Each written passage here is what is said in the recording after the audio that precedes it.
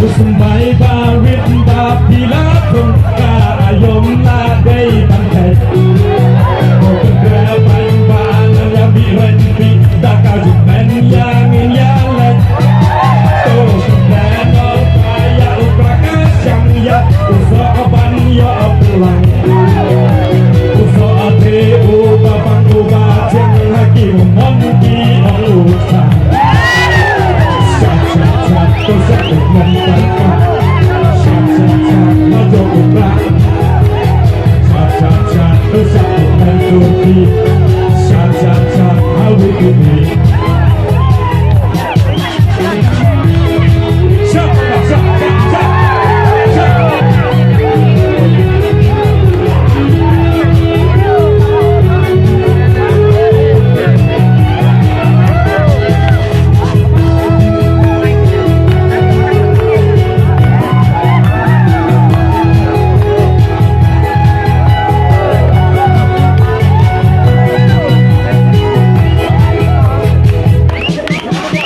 Ubrak hati kormen jua Empiak lung badang suka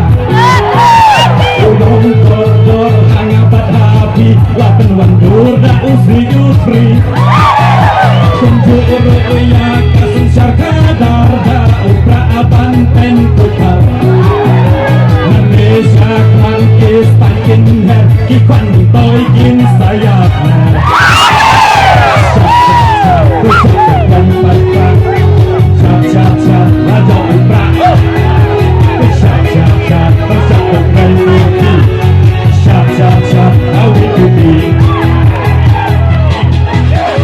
Jong ka day jong apa jong pi di mak kesan kawi pepi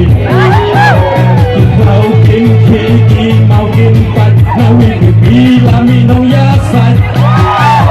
Silan pilgrim dan tiba jangai nak ganjing dong yo ki kong syai Malat si yang hap terus umsab kinong yalam kas et hijau